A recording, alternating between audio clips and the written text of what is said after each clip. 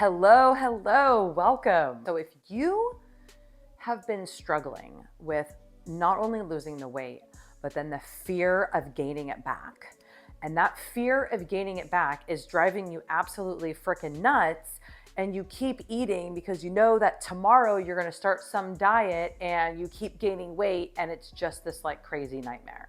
Okay, so if you are stuck in that cycle of gaining and losing and gaining and losing, you're feeling frustrated and angry and pissed off about it, then this video is definitely for you.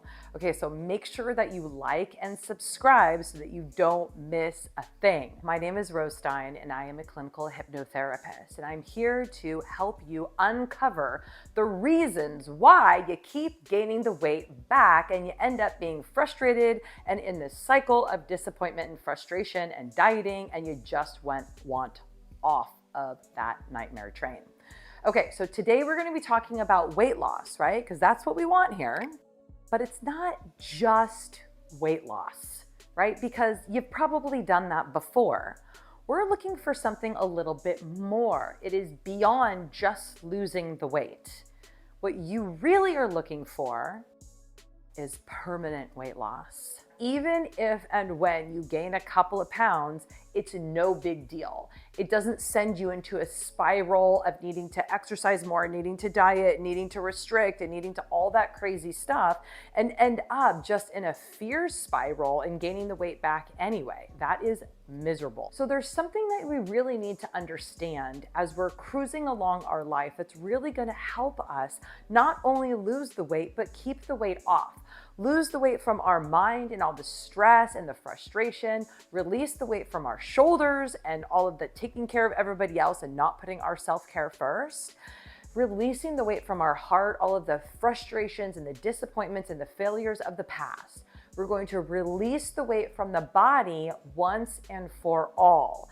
And that doesn't mean that you're going to have 0% body fat. That's not what we're talking about here. We're talking about releasing the weight from all the different aspects of our being so that we feel comfortable and confident in our body at whatever weight our body wants to be. Comfortable weight where your body feels good, you're healthy and vibrant and alive and enjoying that body.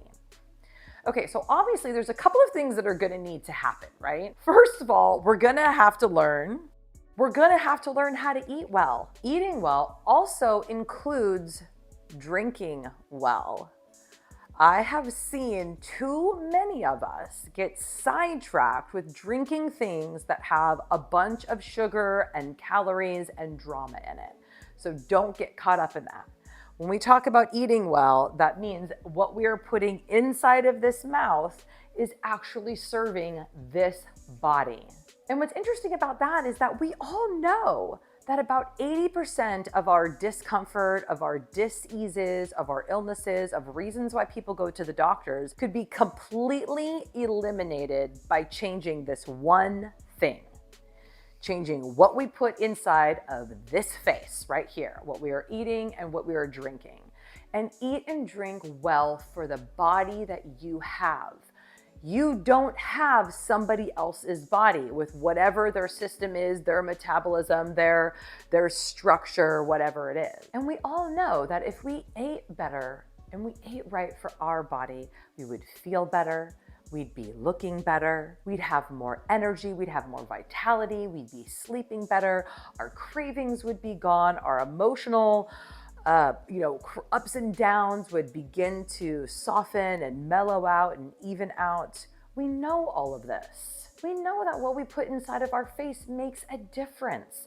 That is not a mystery. If we can keep in alignment with the action of feeding this body, of feeding your body what it actually needs to release the weight and to feel better, eating well is an action. Right? We got to plan for it and prepare for it. We got to go grocery shopping. We got to make choices, whether we're going out or we're not going out or we're going to cook. We got to, clean up. We got to prep. We got to cook. We got to eat it. We got to clean up. There's a lot that goes on with this particular action. There's a lot of places that people get stuck in the action. But saying that you really had a great food plan, you knew that it was right for your body, you're feeling really good in it, and then what? What controls the action of how you eat? So what controls our action of eating well or not eating well is going to be our thoughts and our feelings. Now, oftentimes these can get very jumbled up. It can often seem like the thoughts and the feelings are one, but really they're not. The mind is one thing, and it interprets the world and information, and the body is a different thing. It has feelings and emotions, and it responds to the thoughts with feelings. But what happens is that we often get them jumbled up. And this is actually where those of us who have struggled with our weight, who have struggled with emotional eating, who have struggled with frustration and disappointment and anger around our weight and our body and our eating, is that we don't have a real clear separation between our thoughts and our feelings. We don't feel like we actually have control over our thoughts and our feelings. And this lack of control, this not being able to trust ourselves, this trying to force ourselves to act in a way that is not consistent with our thoughts and our feelings. Okay, but then where do our thoughts and our feelings come from? And how come we can really, really want to lose weight, to feel better, to stick with our diet plan? We have so many reasons to do it, whether it's our health or it's our vitality or it's our sleep, or it's just the general way in which we feel. Maybe it's our energy.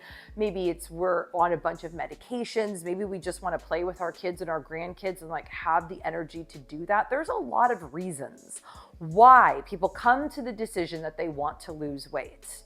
They want to change the way that they eat so that they feel better. But what happens is that we get stuck by our thoughts and our feelings, and we end up on some tangent and we try to control it. Well, where do these thoughts and feelings come from?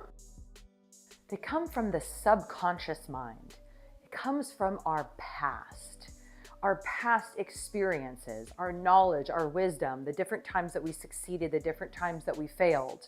Our memories that are imprinted on us of like, what do we do when we are celebrating, when it's someone's birthday, when someone offers us cake, when it's a Friday night and we're bored, when we're sitting in front of the TV, watching TV, when we go to a movie, when friends come over, when we go out to eat. We have all of these past subconscious memories of behavior, of how we think and how we feel, and then in response, how we act. And so if we are not able and or willing to address our subconscious mind and get that on board with us, we will always feel like we are fighting ourselves.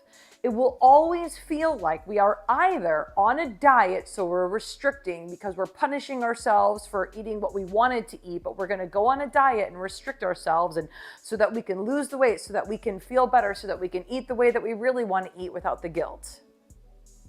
That is a crazy cycle of drama that has nothing to do with actual weight loss and the way that you want it, which it's permanent, where it gets released, where we're no longer fighting ourselves. We're no longer eating well just as a punishment because we had cake last night. We're no longer eating well just to lose the weight because we need to feel better. We're no longer eating well just waiting so that we can eat the way that we want to eat again. We're no longer saying no to the donut because, I need to be on a diet and I really should and I need to get this weight off. And all of that, that is subconscious drama that is going on in our mind that is keeping us stuck. It's keeping us stuck in this cycle of thinking and feeling and then reacting in response to the thinking and the feeling, but really it's just underneath the surface. So if this is what's going on for you and you are going like, oh my God, I've totally done that. Okay, like how do I rewire my brain? How do I access my subconscious memories and habits so that I can make some changes? Is that even possible, Rose? And I'll tell you, yes, it is possible. There are several ways to do it. And I'm going to teach you one way right now that is going to be super powerful. First off, what we need to do is we need to have a plan. If you do not have a plan, it's like having a budget. If you have no budget and you are like blinders, not wanting to look at your finances, it makes it really hard to actually have any movement there. So just like a budget, you need to have a plan for your food. Plan it ahead of time is the single best thing I've ever done for myself, is to plan ahead of time. I know what I'm going to have for breakfast, what I'm going to have for lunch, and what I'm going to have for dinner. And when I have a plan like that, if and when my thoughts and my feelings begin to stir up that is inconsistent with what my action plan is, then I know that there's some subconscious beliefs going on, past programming that needs to be addressed. Because what happens is my thoughts and my feelings will then start to rumble into all kinds of excuses and justifications and reasons and all kinds of stuff. And that can look like, well, it doesn't really matter, or it's Friday, or nobody's around, or I don't really care, or just this little bit won't really matter, or so-and-so made it for me, or why do I even need to be on a diet anyway? Can't I just, appreciate and love this body, or I'm hungry, or I need the food, or it just goes on and on and on, right? And these are these old thoughts and feelings that are coming up. And then I start to feel angry, and I start to feel disappointed, and I start to feel deprived, and I start to feel like a failure, and I start to feel like I'm not a good person. And then the thoughts are like, well, you definitely then deserve it. You deserve to eat. You deserve a little treat, just a little bit. And then I end up eating off my plan, and then I feel bad. And then I try to justify it with, well, I'm not going to do it tomorrow. This is subconscious drama. So what we want to do is get into the subconscious mind. And one of the ways that we do that is we begin to separate the thoughts from the feelings. I know that sounds kind of crazy, but this is so powerful. This is going to change the game for you. So you can think of it like this, and you always want to give yourself a barometer so that you know that you're making improvements. Again, that's another reason why it's so valuable to have a plan, right? That you have somebody else around that is helping you stay accountable to your plan, that you make a plan ahead of time. And when you make a plan ahead of time, then you can look at it and you can know where you're going astray. We want to have a baseline.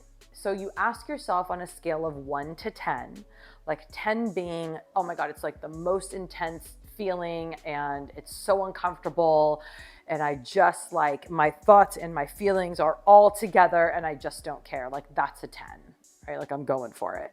And a 1 is like, I totally feel complete. I feel in control. I understand that my body is a representation of my mind, and that my conscious mind, I actually have power over my thoughts and then my feelings. That would be like a 1, right? Like all is good. And then what you want to do, especially if you're like between like a 6, 7, 8, 9, 10, I know that this sounds like, how the hell am I going to do this? But now that you are learning a technique and a tool, and you might want to watch this over several times, it's going to pop into your mind just when you need it. And you're going to try this and it's going to change your life. So what you do is on the scale of 1 to 10, say you're like an 8, right? And it's just like you have a plan and you know that you want to stick to it, but you're feeling hungry, you're feeling angry, you just want it, you have a craving. It's like, it feels like so intense, right? It's like maybe a 9 or 10. I want you to take a moment to lay down flat on your back. Put one hand on your heart, ground yourself. Put one hand right on your abdomen area. Close your eyes. And just notice the sensations in your body. I know that this sounds hokey pokey. Trust me, the first time that I did it, I was like, this is ridiculous.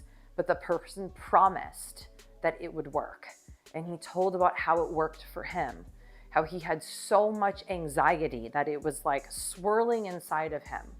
And he just sat there. And I've done this several times. I'm telling you, ladies, that it works.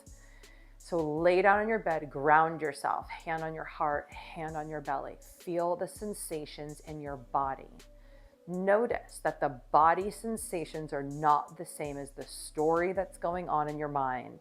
The chatter, the justifications, the frustration, the screaming sometimes it sounds like. But once you begin to separate for yourself, take back control of your body, of your mind, of your thinking, you can do this. And as you lay there, just think of and be with the sensations in your body, the twisted stomach, the swirling around, the, hand on your chest, the grounding, the feeling, and begin to notice if there's color or there's shape or if there's movement or where the tingling sensations are inside of your body, if there is a texture to it.